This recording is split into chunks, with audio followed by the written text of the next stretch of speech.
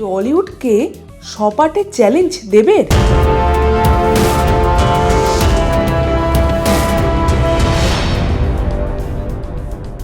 High, this is Hastolipi originals.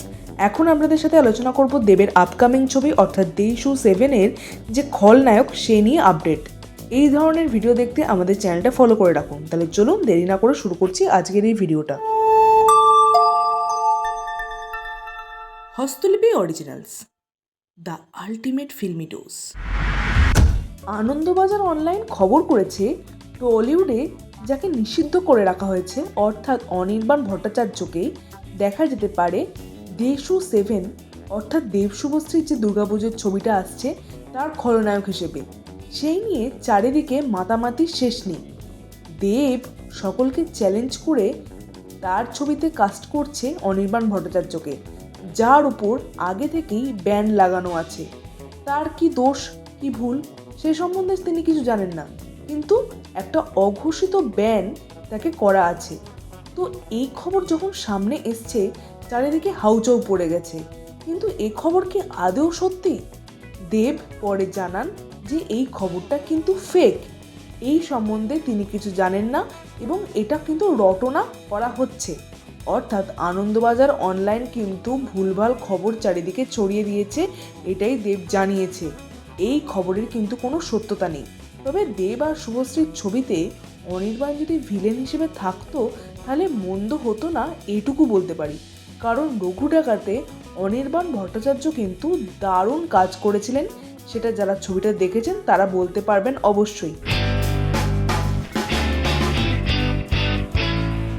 তাহলে দেব শুভশ্রীর এই ছবিতে, যে ছবির এত হাইপ, সেই ছবিতে ভিলেন হিসেবে কে থাকতে চলেছে? শোনা যাচ্ছে দেব একটা ইন্টারভিউতে জানিয়েছে যে সে ভিলেনের জন্য বুম্বাদাকে অর্থাৎ প্রসেনজিৎ চ্যাটার্জিকে নাকি ফোন করেছিল। তবে প্রসেনজিৎ চ্যাটার্জি আদেও রাজি হয়েছে কিনা সে বিষয়ে জানা যায়নি। তবে এই ছবিতে প্রসেনজিৎ চ্যাটার্জি যদি রাজি হয় তাহলে দেব ভার্সেস প্রসেনজিৎকে আমরা দেখতে পাবো। এটা কমার্শিয়াল মানুষজনরা যারা পছন্দ করে অর্থাৎ কমার্শিয়াল ছবির যারা দর্শক তাদের যে কত ভালো লাগবে সেটা আর বলার অপেক্ষা রাখে না।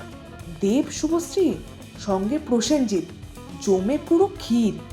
কি জানি কি হবে, তবে আমি চাইছি যে প্রসেনজিৎ যেন এই ছবিতে অবশ্যই ভিলেন হিসেবে পাঠ করেন। আপনাদের কি বক্তব্য অবশ্যই কমেন্টে লিখে জানাবেন। এর সঙ্গে অনিরুদ্ধ রায়চৌধুরী অর্থাৎ যিনি বুনোহাসে দেবকে নিয়েছিলেন তার সম্বন্ধে একটা আপডেট আছে। শোনা যাচ্ছে তিনি নাকি দুটো স্ক্রিপ্ট নিয়ে দেবের কাছে গেছিলেন। এখন সেটা বুনোহাস 2 হবে কিনা সে বিষয়ে কিছু জানা যাচ্ছে না, তবে তিনি একটা ছবি করতে চলেছেন দেবের সঙ্গে। সেটা স্ট্যান্ডঅ্যালোনও কোনো ছবি হতে পারে, তবে সেই ছবিটা যদি আসে সেটা পরের বছরে অর্থাৎ 2027-এ আসতে পারে, এমনটাই জানা যাচ্ছে আপডেট সূত্রে।